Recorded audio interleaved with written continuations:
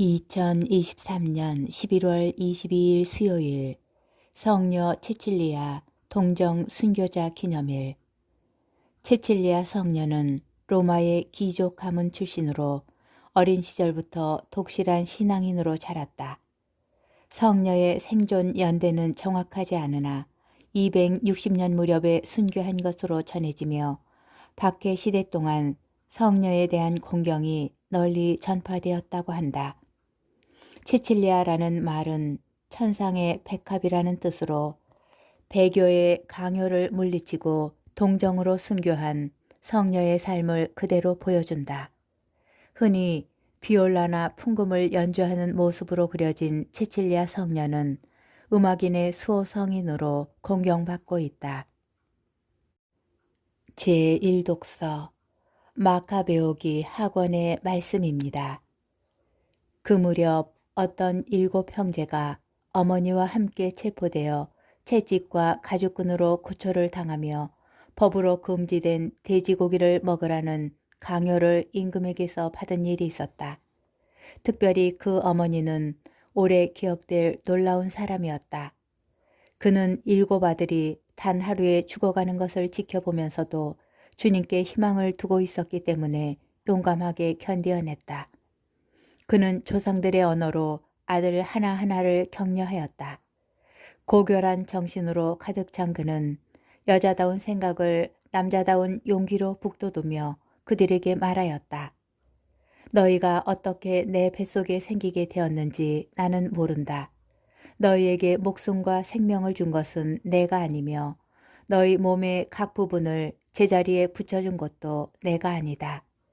그러므로 사람이 생겨날 때 그를 빚어내시고 만물이 생겨날 때 그것을 마련해 내신 온 세상의 창조주께서 자비로이 너희에게 목숨과 생명을 다시 주실 것이다.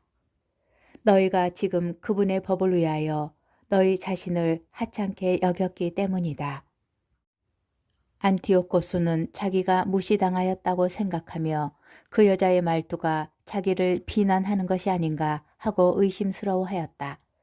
막내 아들은 아직 살아있었다. 임금은 그에게 조상들의 관습에서 돌아서기만 하면 부자로 만들어주고 행복하게 해주며 벗으로 삼고 관직까지 주겠다고 하면서 말로 타의를 뿐만 아니라 약속까지 하며 맹세까지 하였다. 그러나 그 젊은이는 전혀 귀를 기울이지 않았다. 그래서 임금은 그 어머니를 가까이 불러 소년에게 충고하여 목숨을 구하게 하라고 강권하였다. 임금이 줄기차게 강권하자 어머니는 아들을 설득해 보겠다고 하였다. 그러나 어머니는 아들에게 몸을 기울이고 그 잔인한 폭군을 비웃으며 조상들의 언어로 이렇게 말하였다. 아들아, 나를 불쌍히 여겨다오. 나는 9달 동안 너를 뱃속에 품고 다녔고 너에게 3해 동안 젖을 먹였으며 내가 이 나이에 이르도록 기르고 키우고 보살펴왔다. 애야, 너에게 당부한다.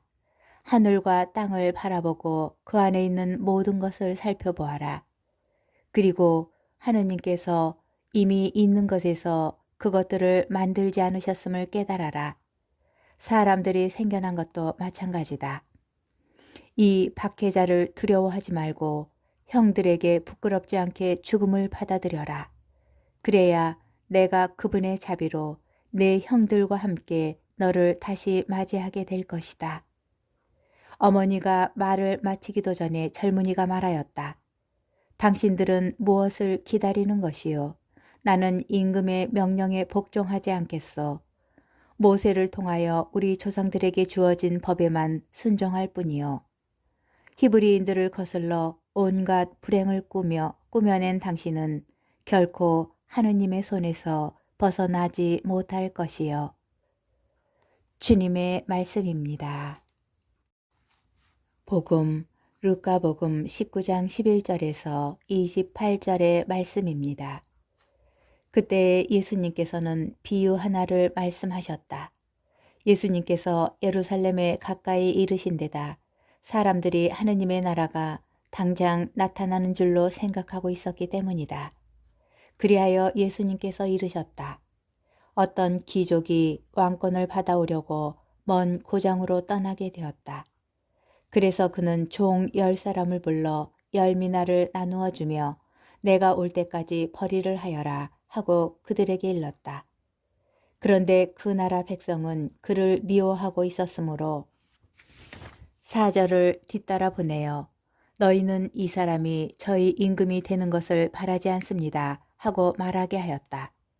그러나 그는 왕권을 받고 돌아와 자기가 돈을 준 종들이 벌이를 얼마나 하였는지 알아볼 생각으로 그들을 불러오라고 분부하였다.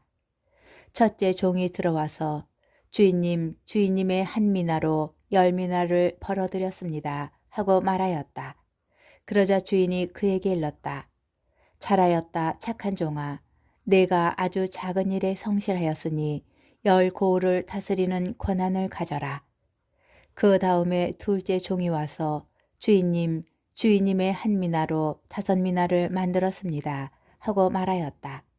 주인은 그에게도 일렀다. 너도 5고을을 다스려라. 그런데 다른 종은 와서 이렇게 말하였다. 주인님, 주인님의 한 미나가 여기에 있습니다. 저는 이것을 수건에 싸서 보관해 두었습니다. 주인님께서 냉혹하신 분이어서 가져다 놓지 않은 것을 가져가시고 뿌리지 않은 것을 거두어 가시기에 저는 주인님이 두려웠습니다. 그러자 주인이 그에게 말하였다.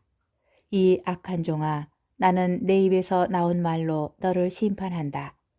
내가 냉혹한 사람이어서 가져다 놓지 않은 것을 가져가고 뿌리지 않은 것을 거두어 가는 줄로 알고 있었다는 말이냐. 그렇다면 어찌하여 내 돈을 은행에 넣지 않았더냐. 그리하였으면 내가 돌아왔을 때 내 돈에 이자를 붙여 되찾았을 것이다. 그러고 나서 곁에 있는 이들에게 일렀다. 저자에게서 그 한 미나를 빼앗아 10미나를 가진 이에게 주어라. 그러자 그들이 주인에게 말하였다. 주인님, 저희는 10미나나 가지고 있습니다. 내가 너희에게 말한다. 누구든지 가진 자는 더 받고 가진 것이 없는 자는 가진 것마저 빼앗길 것이다. 그리고 내가 저희들의 임금이 되는 것을 바라지 않은 그 원수들을 이리 끌어다가 내 앞에서 처형하여라. 예수님께서는 이 말씀을 하시고 앞장서서 예루살렘으로 오르는 길을 걸어가셨다. 주님의 말씀입니다. 오늘의 묵상. 루카 복음사가는 예수님의 다시 오심과 연결하여 미나의 비유를 설명합니다. 하느님 나라가 올 때 예수님께서 메시아로서 행하실 심판을 예고하기 때문입니다. 당시 유다인들처럼 제자들도 하느님 나라가 갑자기 닥쳐오리라 생각하였습니다. 그러나 복음서 저자는 기대나 조급함을 경계하며 예수님께서 다시 오시기 전까지 하느님 나라를 실현하고자 완수하여야 할 사명이 제자들에게 맡겨졌음을 비유를 들어 이야기합니다. 이 비유에서 왕권을 받아오려고 길을 떠나는 주인은 10명의 종에게 한 미나씩 나누어 줍니다. 유다 화폐의 단위 미나는 100데나리온이며 한 미나는 당시 일꾼이 100일 동안 일하여야 모을 수 있는 돈입니다. 한편 돌아온 주인은 종들에게 나누어 준 미나를 어떻게 관리하였는지 묻습니다. 첫째 종은 10배로, 둘째 종은 5배로 늘렸습니다. 그러나 주인은 작은 일에 충실하였던 종들에게 각각 고을을 맡깁니다. 그러나 다른 종은 저는 이것을 수건에 싸서 보관해 두었습니다. 주인님께서 냉혹하신 분이어서 가져다 놓지 않은 것을 가져가시고 뿌리지 않은 것을 거두어 가시기에 저는 주인님이 두려웠습니다. 라고 대답합니다. 그러자 주인은 게으르고 악에 찬 종의 말대로 그에게 혹독한 판결을 내립니다. 물론 이 비유에서 마지막 종에 대한 주인의 처우가 조금 부당하거나 불공평하게 보일 수 있습니다. 그러나 주인의 결정은 예수님을 메시아로 알아보지 못한 불충한 유다인들에게 내려질 심판을 빗대어 설명하는 것으로 파악됩니다. 이 비유 이야기로 우리 그리스도인은 하느님을 냉혹한 심판자로만 여기는 것은 아닌지 돌아봅시다.